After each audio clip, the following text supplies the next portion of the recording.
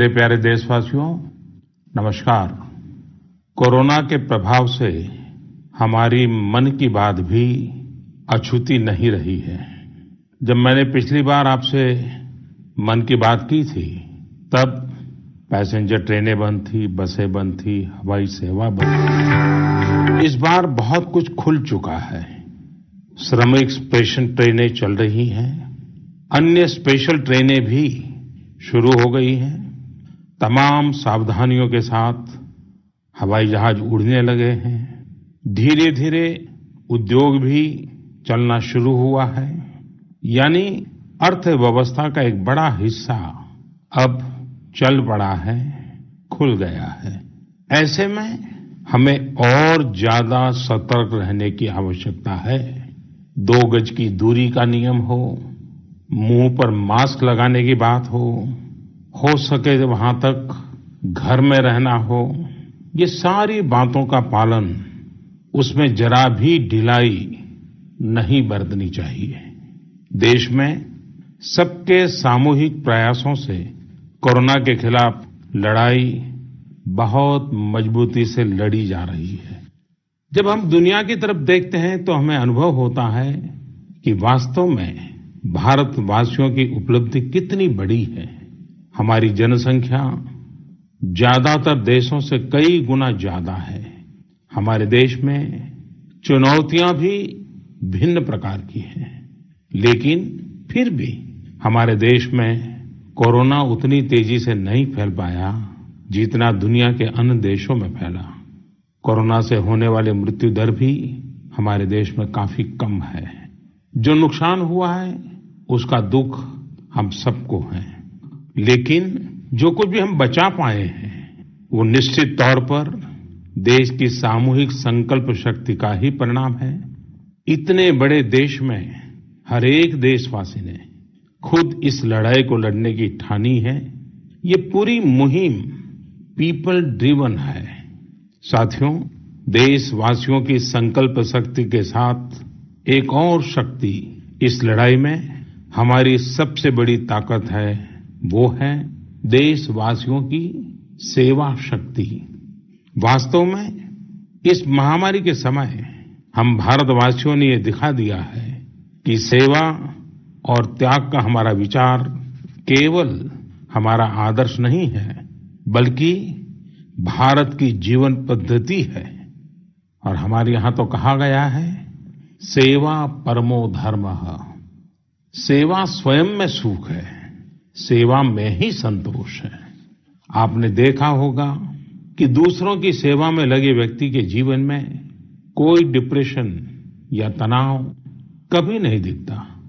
उसके जीवन में, जीवन को लेकर उसके नजरिए में भरपूर आत्मविश्वास, सकारात्मकता और जीवंतता प्रतिपल नजर आती है। साथियों, हमारे डॉक्टर्स, नर्सिंग स्टाफ, सफाई कर्मी, पुलिसकर्मी, मीडिया के साथी, ये सब जो सेवा कर रहे हैं, उसकी चर्चा मैंने कई बार की है। मन की बात में भी मैंने उसका जिक्र किया है। सेवा में अपना सब कुछ समर्पित कर देने वाले लोगों की संख्या अनगिनत है। ऐसे ही एक सज्जन है तमिलनाडु के सी मोहन जी मदुरई में एक सैलून चलाते हैं।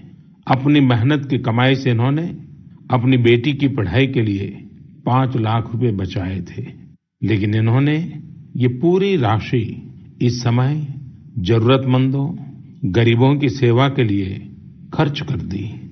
इसी तरह अगरतला में ठेला चलाकर जीवन यापन करने वाले गौतम दास जी अपनी रोजमर्रा की कमाई की बचत में से हर रोज दाल चावल खरीदकर जरूरतमंदों को खाना खिला रहे हैं। पंजाब के पठानकोट से भी एक ऐसा ही उदाहरण मुझे पता चला।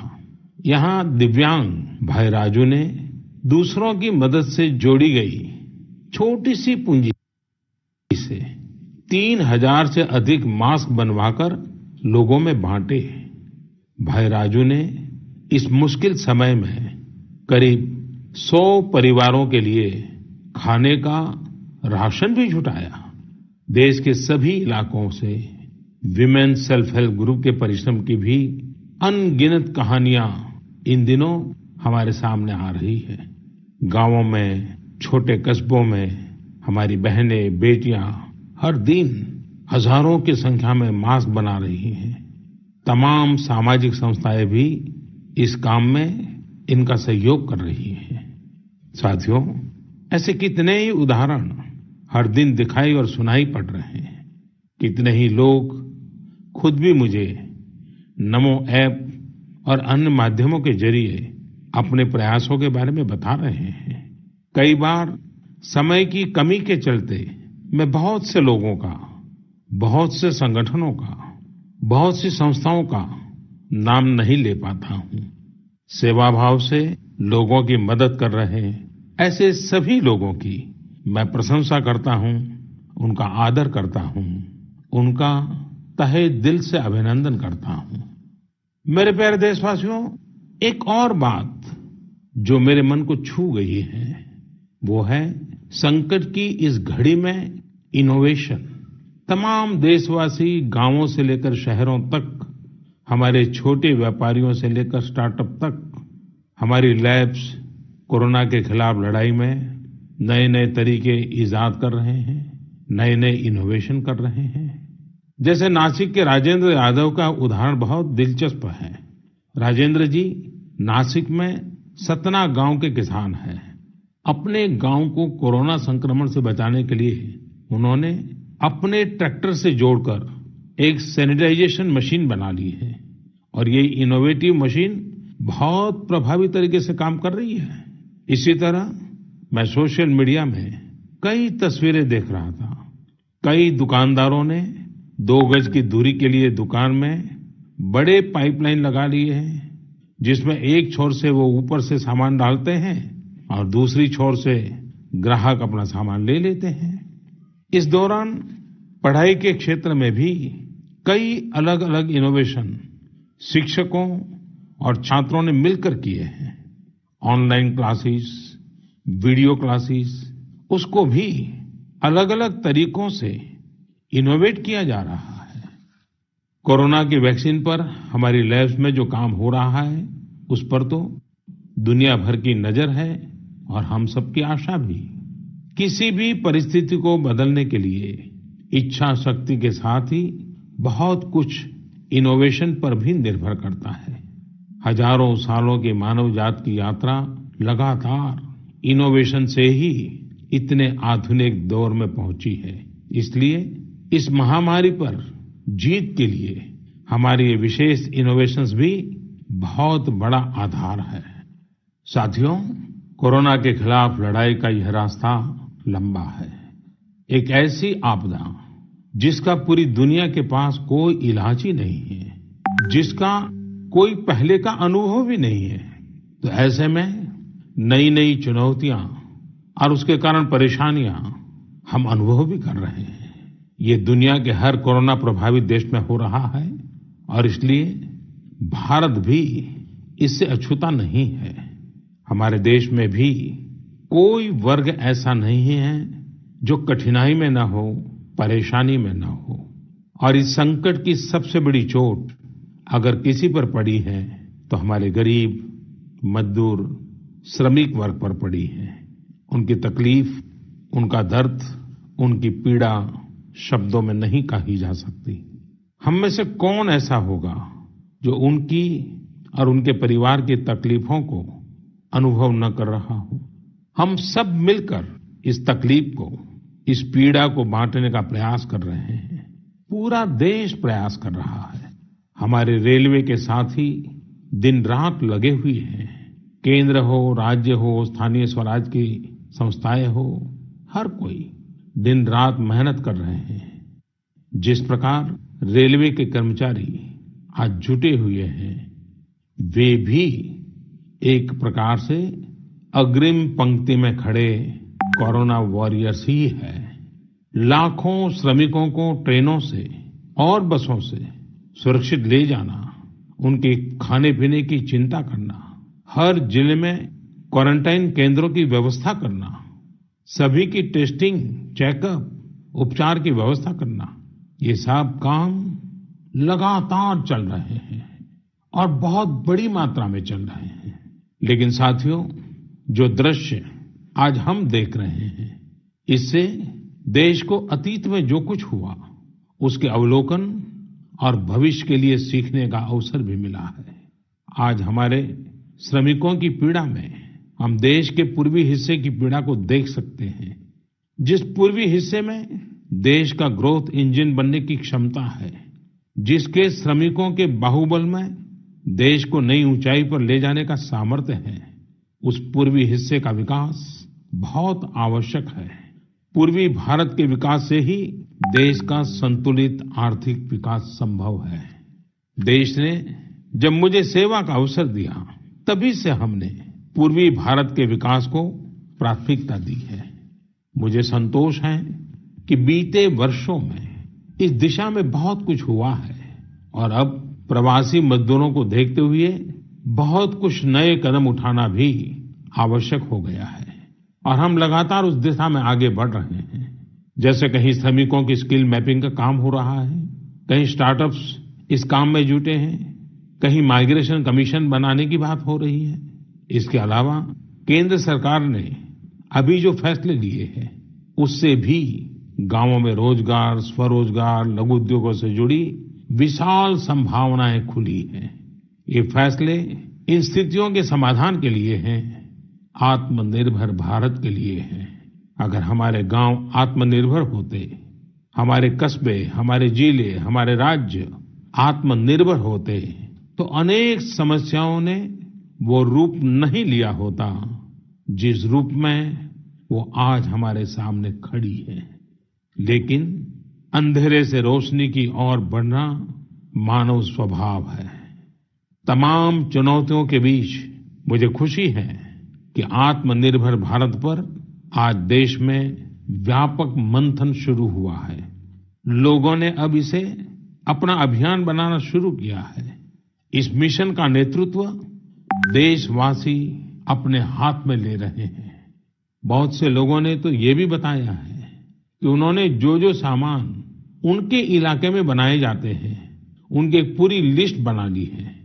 ये लोग अब इन लोकल प्रोडक्ट्स को ही खरीद रहे हैं और वोकल फॉर लोकल को प्रमोट भी कर रहे हैं।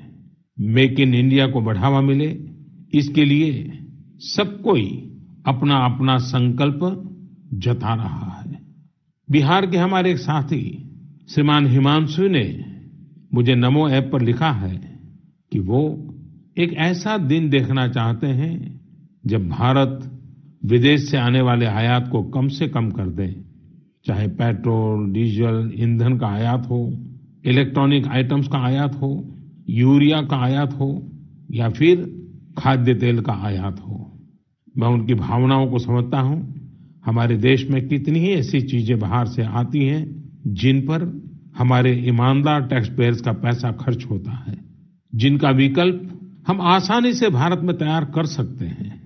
असम के सुदीप ने मुझे लिखा है कि वो महिलाओं के बनाए हुए लोकल बैम्बू प्रोडक्ट्स का व्यापार करते हैं और उन्होंने तय किया है कि आने वाले 2 वर्ष में वे अपने बैम्बू प्रोडक्ट को एक ग्लोबल ब्रांड बनाएंगे।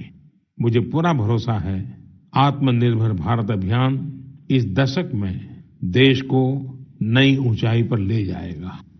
मेरे प्यारे देशवासियों, कोरोना संकट के इस दौर में मेरी विश्व के अनेक नेताओं से बातचीत हुई है, लेकिन मैं एक सीक्रेट जरूर आज बताना चाहूंगा।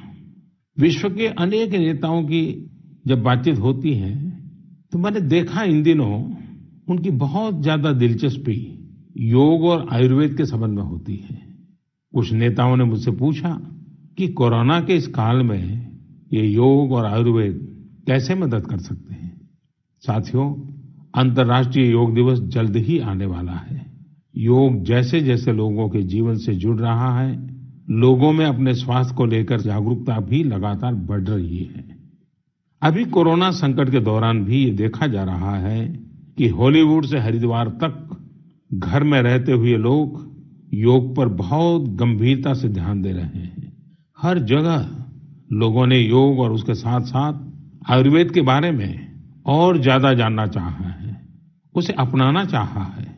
कितने ही लोग जिन्होंने कभी योग नहीं किया, वे भी या तो ऑनलाइन योग क्लास से जुड़ गए हैं या फिर ऑनलाइन वीडियो के माध्यम से भी योग सीख रहे हैं।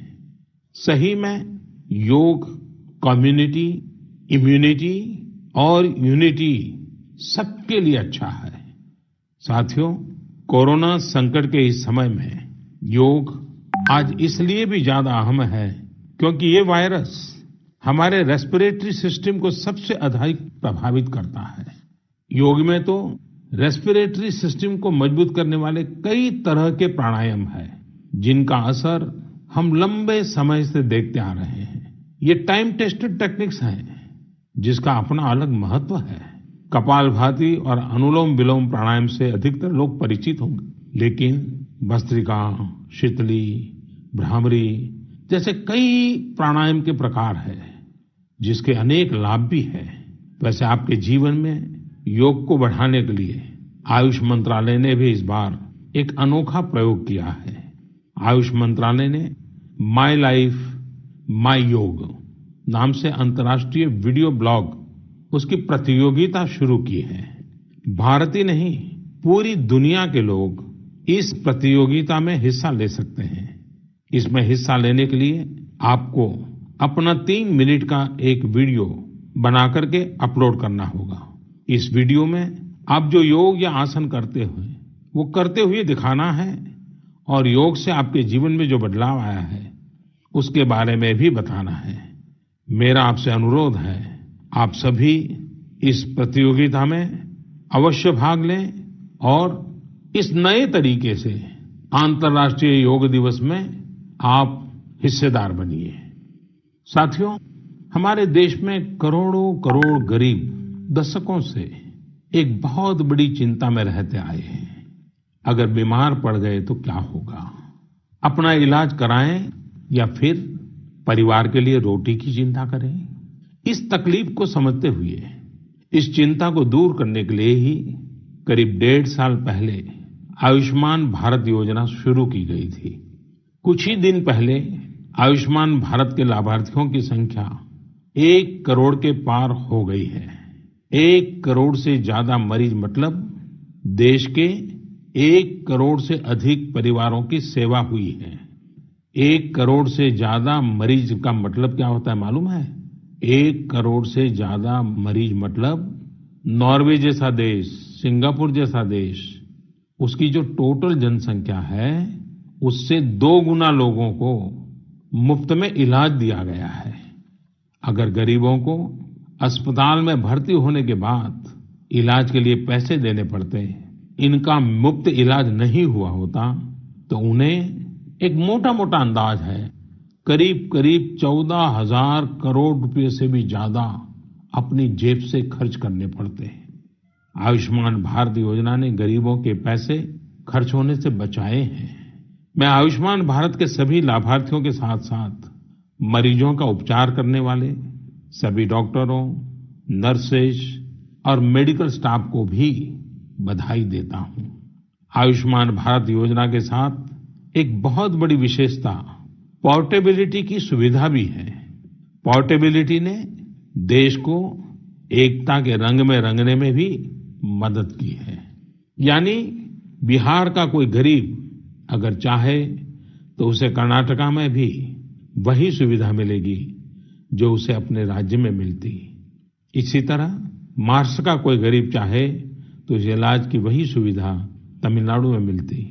इस योजना के कारण किसी क्षेत्र में जहां स्वास्थ्य की व्यवस्था कमजोर है, वहां के गरीब को देश के किसी भी कोने में उत्तम इलाज कराने की सहूलियत मिलती है। साथियों, आप ये जानकर हैरान रह जाएंगे कि 1 करोड़ लाभार्थियों में से 80% लाभार्थी देश के ग्रामीण इलाकों के हैं। इनमें भी करीब करीब 50% लाभार्थी हमारी माताएं, बहनें और बेटियां हैं। इन लाभार्थियों में ज्यादातर लोग ऐसी बीमारियों से पीड़ित थे जिनका इलाज सामान्य दवाओं से संभव नहीं था। इनमें से 70% लोगों की सर्जरी की गई है। आप अनुमान लगा सकते हैं कि कितनी बड़ी तकलीफों से इन लोगों को मुक्ति मिली है।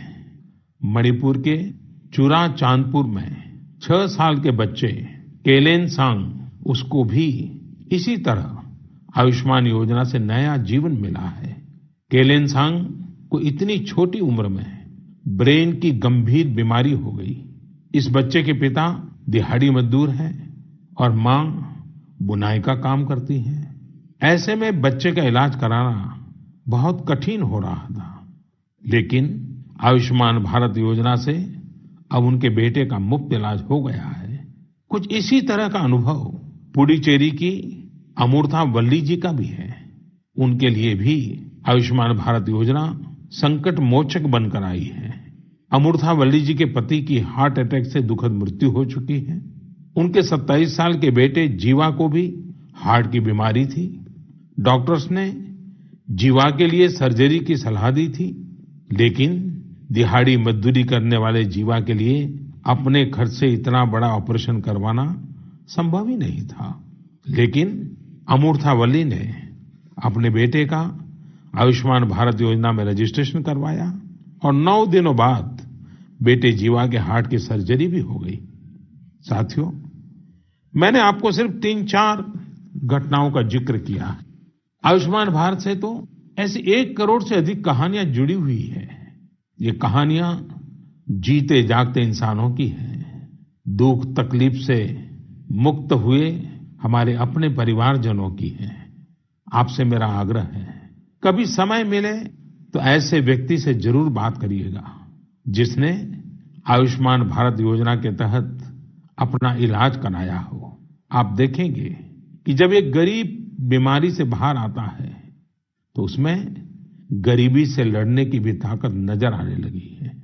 और मैं हमारे देश के ईमानदार टैक्स पेयर से कहना चाहता हूं, आयुष्मान भारत योजना के तहत जिन गरीबों का मुफ्त इलाज हुआ है, उनके जीवन में जो सुख आया है, संतोष मिला है, उस पुण्य के असली हकदार आप भी हैं।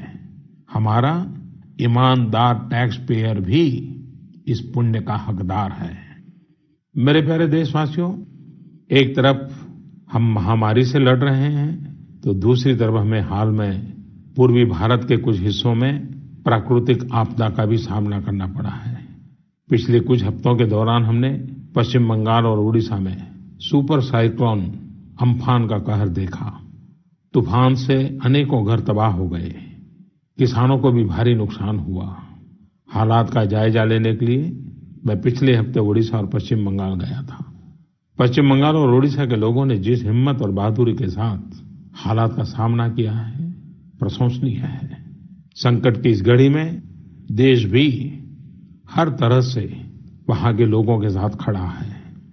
साथियों, एक तरफ जहां पूर्वी भारत तूफान से आई आपदा का सामना कर रहा है, वहीं दूसरी तरफ देश के कई हिस्से टिड्डियों या लोकस्ट के हमले से प्रभावित हुए हैं। इन हमलों ने फिर हमें याद दिलाया है कि ये छोटा सा जीव कितना नुकसान करता है। टिड्डी दल का हमला कई दिनों तक चलता है। बहुत बड़े क्षेत्र पर इसका प्रभाव पड़ता है।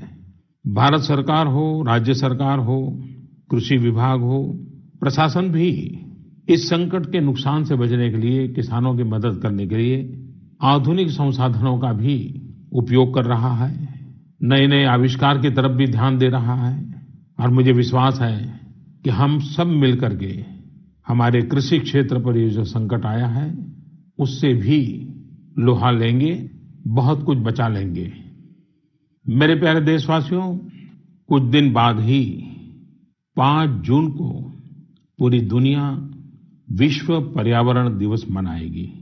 विश्व पर्यावरण दिवस पर इस साल की थीम है बायोडायवर्सिटी, यानी जैव विविधता। वर्तमान परिस्थितियों में यह थीम विशेष रूप से महत्वपूर्ण है। लॉकडाउन के दौरान पिछले कुछ हफ्तों में जीवन की रफ्तार थोड़ी धीमी जरूर हुई है, लेकिन इससे हमें अपने आसपास प्रकृति की समृद्ध विविधता को, जैव विविधता को करीब से देखने का अवसर भी मिला है। आज कितने ही ऐसे पक्षी जो प्रदूषण और शोर शराबे में ओझल हो गए थे, सालों बाद उनकी आवाज को लोग अपने घरों में सुन रहे हैं। अनेक जगहों से जानवरों के उन्मुक्त विचरण की खबरें भी आ रही हैं। मेरी तरह आपने भी सोशल मीडिया में जरूर इन बातों को देखा होगा, पढ़ा होगा। बहुत लोग कह रहे हैं, लिख रहे हैं, तस्वीरें साझा कर रहे हैं कि वो अपने घर से दूर दूर पहाड़ियां देख पा रहे हैं, दूर दूर जलती हुई रोशनी देख रहे हैं।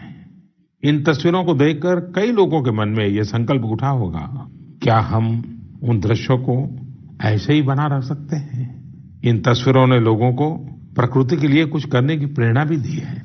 नदियां सदा स्वच्छ रहें, पशु पक्षियों को भी खुलकर जीने का हक मिले, आसमान भी साफ सुथरा हो, इसके लिए हम प्रकृति के साथ तालमेल बिठाकर जीवन जीने की प्रेरणा ले सकते हैं। मेरे प्यारे देशवासियों, हम बार बार सुनते हैं, जल है तो जीवन है, जल है तो कल है, लेकिन जल के साथ हमारी जिम्मेवारी भी है। वर्षा का पानी, बारिश का पानी, ये हमें बचाना है। एक एक बूंद को बचाना है। गांव-गांव वर्षा के पानी को हम कैसे बचाएं? परंपरागत बहुत सरल उपाय हैं।